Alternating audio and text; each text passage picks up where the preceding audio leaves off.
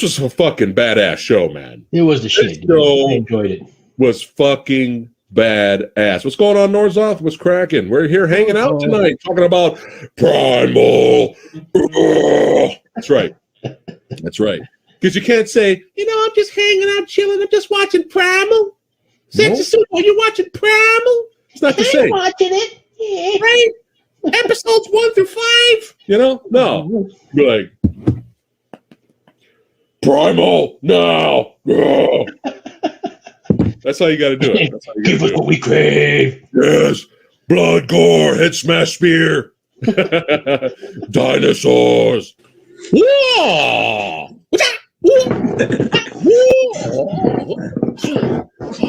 look at that. Oh, no, I'm backing off now. I don't want none of that. I haven't done that in a while. No, I saw that head movement.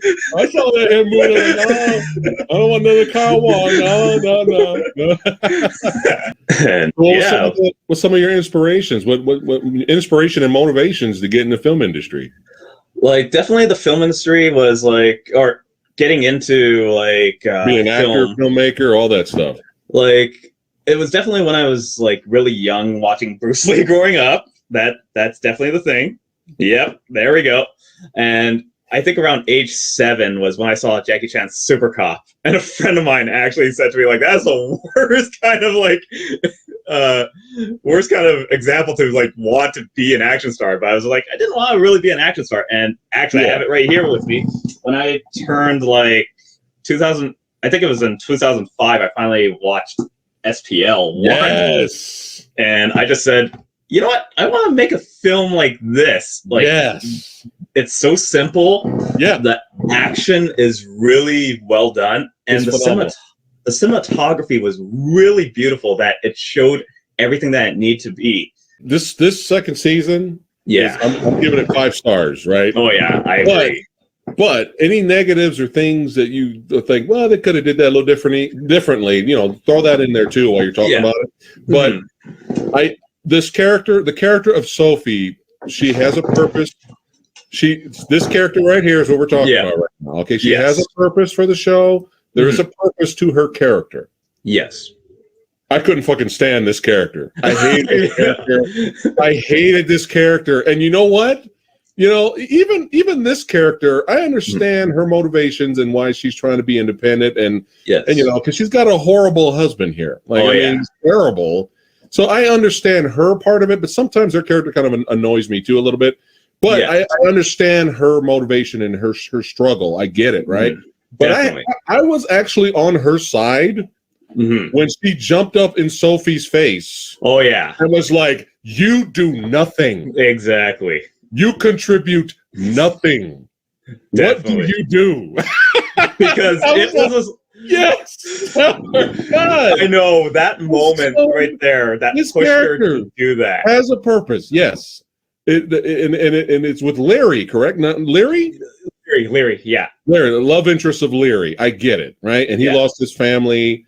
He's going through some shit. So there is a purpose to this character. Yeah. But I was just like, this, characters that are just completely oblivious to real life. Yeah. And what is happening around them. And then trying to get all righteous and mighty and telling other people what to do. I was just like, dude, shut the fuck up. Yeah. Because seriously, shut up. When she got up in her face and said, "You do nothing," I was like, yes. Yeah. And then her dumbass was like, "Well, I'll show you. Yeah. I'll show you. I do stuff. Stuff. I'm gonna go blow up your factory. How do you like that?" Exactly. I'm gonna tell you this right now, chat. This show, episode, the whole show is phenomenal. Storytelling, acting, fuck the Sophie character. It's all right. Yeah. I love the show. I can look over it. But the fight scenes are even better, more brutal, violent action, more exciting. And you actually, what makes the fight scenes are actually bonuses to the show, because you actually care what's happening to the characters. You actually care what's going on. So when you get a fight scene, it's even more exciting, and you're like, "Oh shit, what's going to happen?" Yeah. I'm going to tell you this right now. I wanted to lead up to it, but fuck it. We're going to talk about it right now. when it got to Into the Dragon episode, I was loving the show. The show was 5 stars all the way through. Yes. When we got to the Into the Dragon episode, I was like this in terms of I was on the edge of my seat. I was like, holy fucking shit. Yeah. This is fucking awesome. It's about to go down. Holy shit. I never felt this excited about the show since when Game of Thrones was actually good. I said it. When Game of Thrones was at its best and you get a really awesome action sequence and it was good before the show went to garbage, I haven't felt that way since that Game of Thrones, right? But now it's like you had to take a breath. Yeah. You had to take a breath after you were done. You're like, because it kept going. Yes. It kept going and people were getting slaughtered and then the gangs, the fucking hardcore gangs combined. The gangs combined and said, "Fuck this! We're fucking working together and being the fuck out of all these guys." Yeah, it's gonna be a truce now. We're gonna have a truce and we're gonna fuck all these guys up. Fuck this! Because they're literally getting invaded by the Irish. Yeah, it was fucking nuts. Yeah. Oh my god. And all I could say is when Young Jun said, I'm still pumped. Yeah. every time I mention this scene that you see all this carnage happening, I always like remember like watching it and it just pans down to seeing Young Jun, Hong, and Assam, and Young Jun's like, "What the fuck is this?" And he tells Hong, "Go get the others," and then get the knives. And Assam's just like wondering what the hell's going on and everything else. But he says, what do you think? And Young Jun just says, "We spent every day living in their world, but today they're gonna die ours." I felt goosebumps. Like, oh yes.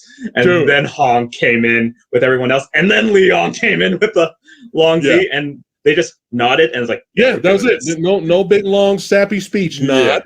We gonna team up. Yeah. And we gonna fuck these dude. I'm still like really excited right now. Yeah, I know. Just talking about everything about that episode and everything before that episode leading up to it.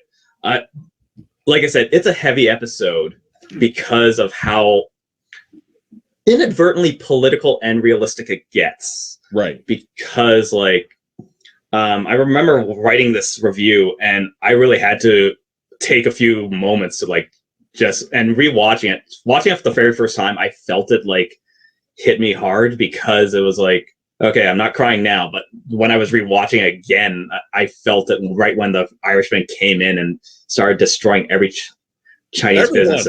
Everyone. Kids, women, old people. Yeah, exactly. We're killing them. We're not robbing them and taking their shit. No, they're getting slaughtered. And I want to get a shout out to Lee. Lee B. Golden, real quick. Film Combat Syndicate chat. Make sure you follow Film Combat Syndicate on Facebook and YouTube. If you want your movie news early and you want to be in the know, in the now, you follow Lee. He's an awesome guy. Lee. He's the one that introduced me and Kyle together. So so now we're best friends. So now we don't need Lee anymore. That's it. So Lee, you've been deleted, and no, I'm just kidding. Delete. You know what would have made that end fight scene better between him and Leary is if Sophie ran in and was like, "What are you guys doing? What are you doing?" I'm kind of glad Sophie did not have any more than that one scene because she definitely served her purpose because it was when I mentioned this in my season 9 review, both Penny and Sophie had that moment of people understanding remember, Jacob, you just tell them the truth. It's gonna be fine. They'll let you off. It's look at me. Yeah. Look at me. Are you fucking serious? The law's not gonna be fair to me. No one's gonna be fair to me. Even Leary knew that. Assam knew that. And yet both of them finally, when Sophie finally comes back to seeing Penny on the ground and they're just sitting there and she's like, yeah, Jacob's dead. And so Penny's like, and Sophie just says I hate how the world isn't. And Penny's just saying, this is the world. And I was like, wow, they finally understand exactly how people of color get actually treated.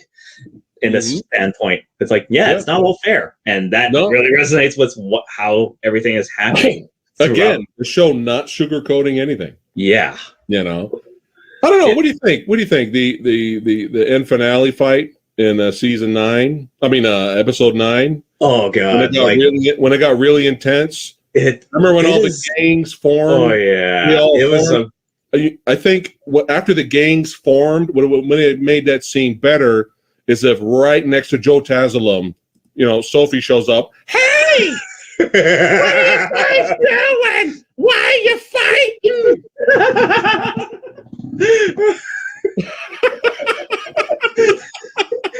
In that shrilling voice, I just like, right? I'm just like. and then all show them go fight, and then have the camera on her the whole fight. So you just hear what's happening. That's it. You just see her reaction. Honestly, it would be exactly like how Way of the Dragon, where you have Chuck Norris and Bruce Lee fighting, and then cut to the cat. That basically. I have a good feeling, even though the show's not talked about as much as we would like it to be. I have a good feeling. I think the critics really liked it. Yes. Maybe that will create some buzz. Plus, there's probably more eyes on it now. Mm-hmm. Not as much as we would like. No. Because everyone's subscribing to HBO Max for other things. Yes. So they may have more access to it. But I think that's interesting about a side. What would you call it? A side story, like a spin-off where. I think the spinoff that everybody really wants to see from Warrior, though, is Sophie's Choice. Sophie's Choice. I do a Sophie's Choice joke is coming in. It's all about me. It's all about me. I do nothing, but I know everything, and I'm going to tell you how to live your lives, even though I don't do shit. Dude, Iceman made me mad. It made you mad. It made me like, I said, like, how do you fuck up a movie in 5 minutes? It did that in 5 minutes. Like, I'm just like this going. Do you remember the scene with Donnie Yen in the toilet? Oh God! Can you explain? He's just like, next thing you know, like, oh, cops are coming after me. I gotta go take a shit. I kid you not. But did he when he took a shit did he take a shit to escape and then launched him out of the toilet? And, I mean, he's outside. Remember, he appeared outside. Yeah. And I'm like, wait, was his shit so powerful that it launched him? I don't even know what happened in that scene. I don't even know what happened either. I just went like, why am I still watching this? We were talking about the Grindhouse trailers. Oh yeah, for the movie or the actual Grindhouse stuff. Yeah, when they came out in theater, the 2 movies that came out in theater, and they had the fake trailers in between. Thanksgiving or Thanksgiving. Thanksgiving, don't. And I was letting them know he got 2 R-rated movies back to back, and some lady brought in like 8 kids. Oh yeah, they're probably Mexican, dude. You know my people, man. We don't care. We'll bring 1,000 kids with us, man. We'll just load up the slug bug and just get them all there. And I'm not talking about little badass young sexy sumos. I'm talking like babies and carriages. Like, what is happening? Oh yeah, dude. They're crying and shit. Oh my god, dude. Their baby bottles is a Modelo can.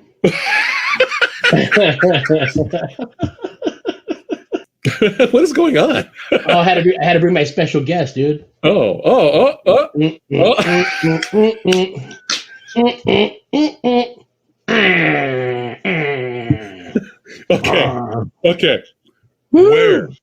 Where did you find Cheddar Goblin from Mandy? Dude, I fucking lucked out on this bad boy.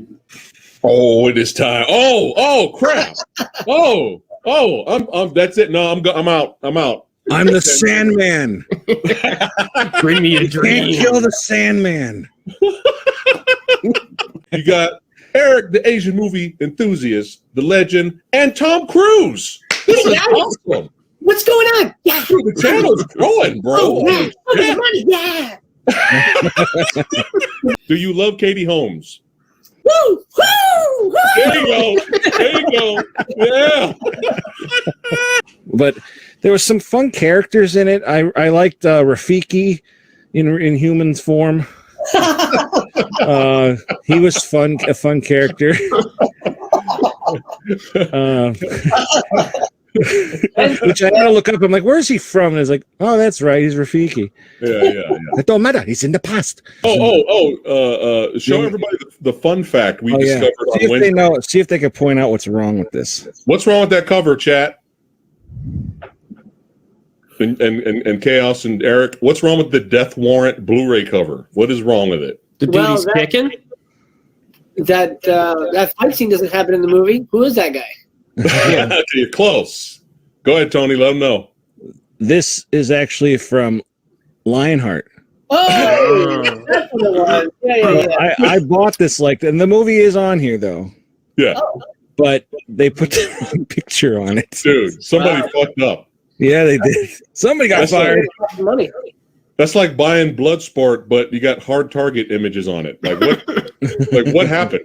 What happened there? Some of the best things that I liked that horny little kid computer whiz who was putting the moves. Yeah, that's what I was going to look up his name because I sent him a friend request on Facebook. No, he was putting the moves on my girl Cynthia Gibb, who was from Youngblood, and I always say I had a crush on her from Youngblood, and she's quite fetching in this. But and the kid, hey, he worked hard and he got a little smooch at the end of the day. He was like, yeah. He was like the best character in the movie. Was that the same little kid that was in Near Dark? Yeah. Yes. Oh, yes. That's it. Okay. Yeah. But this was rewatching this again with Lady Phatblood kind of made me enjoy the movie a little bit more because she's sitting there and she's all like, literally, it was like it was almost like the movie heard her and fixed the problem. She's sitting there and she goes, "Where the fuck is the Sandman? Is that guy's dead? Are we not going to see that guy?" You know what this movie needs? This movie needs, because I didn't tell her anything about the movie. It's the first time we're watching it. She goes, "You know what this movie needs? This movie needs the Sandman to come back and make this grand entrance and let everybody know that Jean-Claude Van Damme's character is a cop. And then we need like a big fight scene, be over the top." She said that, and like right after that, Sandman comes in. He like turns and does that. She was like, I didn't want to say anything because I knew it was coming. Do that again. I should. And we do that again? Yeah, that was great. But dude, I was like, yes. I was like, yes, because I should have recorded her reaction. I should have recorded it and played it tonight. But yeah, her prediction came true because this motherfucker came back. That's right. And let's get to the most memorable part of the movie. Let's get to the most badass and hilarious moments of all time. One of them. Come on! Oh my God, that made me cringe. It made Lady Phatblood cringe and laugh and clap it too as well. Love it. So this was like, I'm just going to leave this here for the rest of the stream. I'm going to leave this up. This was like, we need something badass for the trailer shot. That's what this is right here. But one of the most badass, come on, moments turn hilariosity. Right after that, he gets hit in the head with a wrench. Right. I was like, I was laughing. I was like, oh my God, I was not expecting a wrench to come flying out of the darkness and knocking our hero after doing the scream there. I was playing football with kids. Hey, throw in the ball, you're gonna catch it. You know, what are you gonna do? Tony. Oh yeah. I mean, is that a new thing? Was Stallone trying to start a new thing there that didn't happen? I don't know, but I think we should bring it back.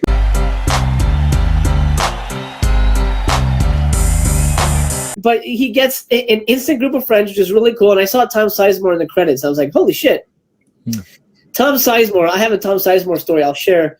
Maybe I'll share it later if you guys are interested. Sure. It's really weird, but I can tell it because time has passed. But you want to tell it now? Sure, I can tell it. But okay, so Tom Sizemore was in a movie that we were making, directed by C. Thomas Howell. You know, of course, Pony Boy from one of our Versus episodes. Yep. And I was the unit production manager, which means I was sort of handling contracts and making sure the paperwork was everywhere, making sure everybody was where they had to be. And Tommy, C. Thomas Howell says, "Hey, Tom is coming." Oh, actually, first of all, I had to go to his apartment. Like before we started shooting, like, "Oh, you have to drop off the script." Drop off the script? Doesn't he have email? He can just open it. No, he wants a script, a physical copy. So I had to go to downtown LA, which is sketchy as hell. Go to this apartment in the middle of nowhere, and I got to go into Tom Sizemore's house. And this dude is in like super tight leather pants and like a leopard, like a I don't know, some weird like leopard silk like shirt. He's like, hey, come on in. And this dude's like twitchy and all this stuff, and like, hey, Mr. Sizemore, nice to meet you. I'm the UPM. Here's the script. Tommy wanted you to have it. Blah blah blah. We're looking forward to having you on set. I was there for a couple of minutes. There was like 3 different girls in the apartment, and like the place smelled like a pot. So and it was like a really good lighting. It was like what you would imagine, kind of like a crazy Hollywood drug den would feel like. That's what it was.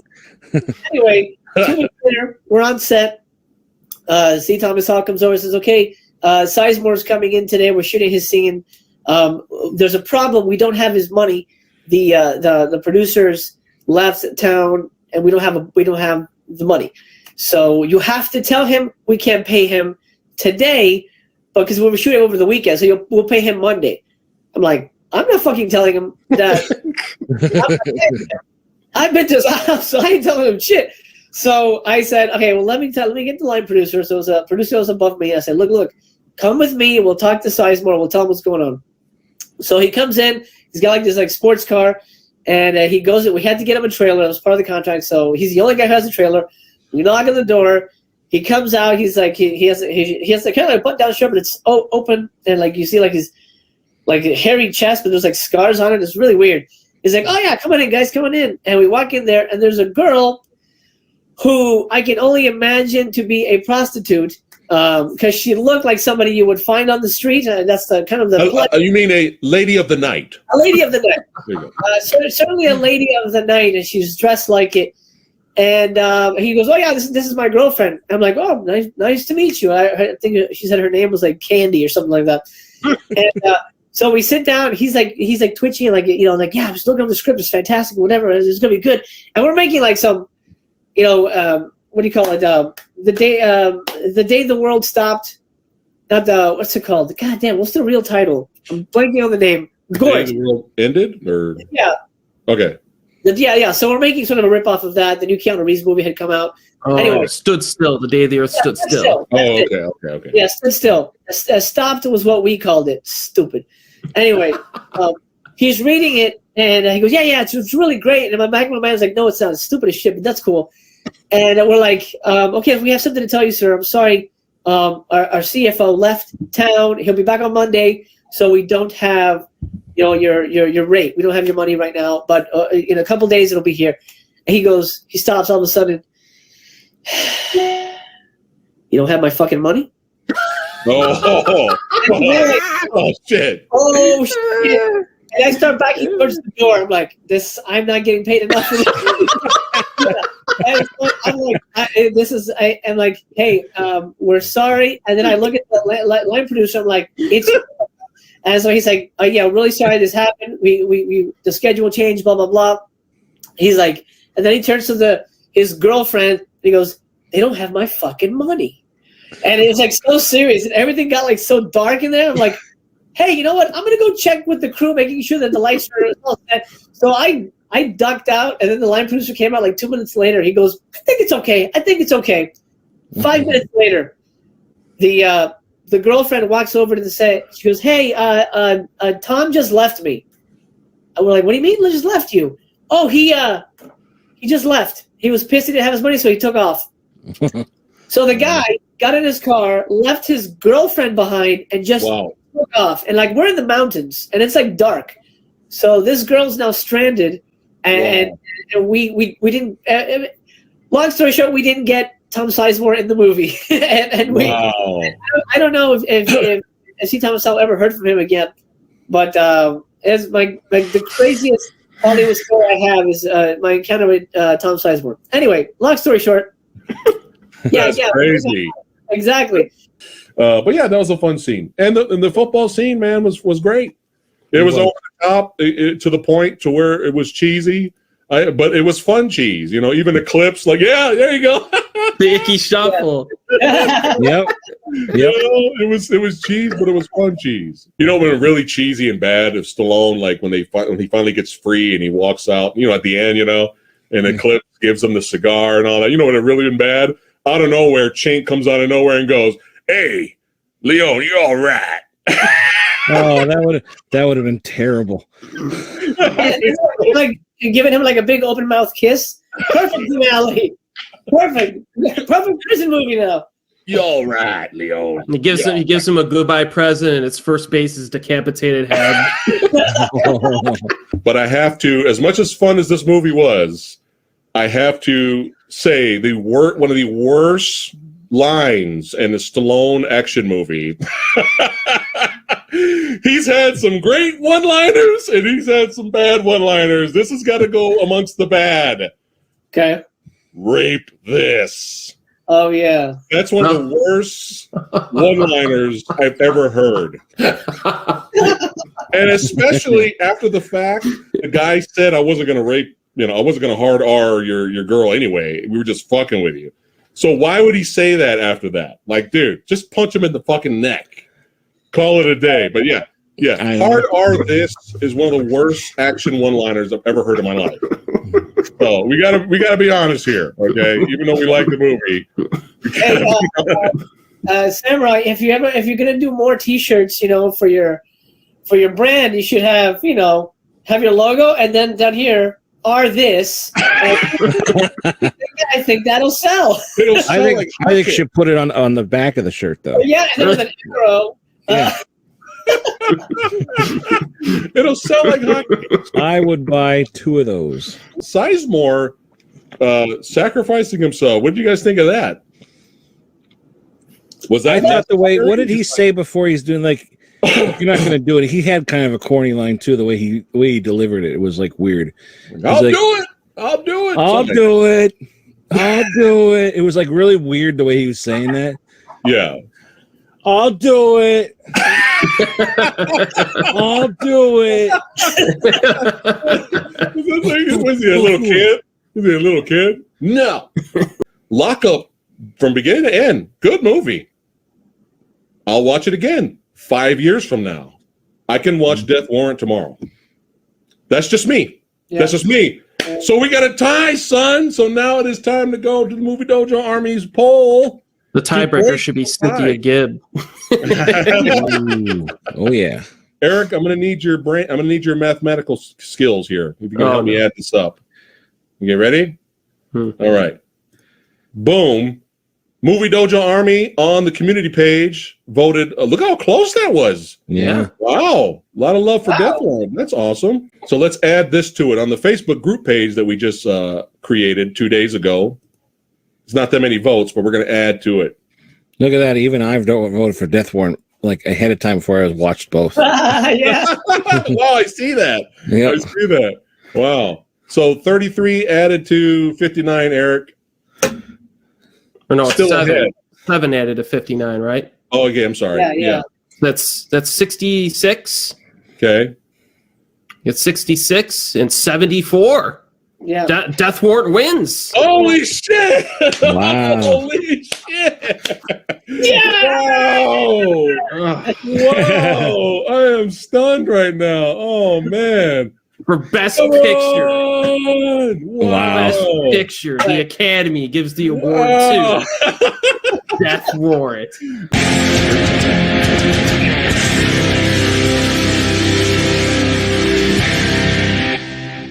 You know what we should do? Man damage all the way. We should do The Shawshank Redemption versus Ricky O. Yo.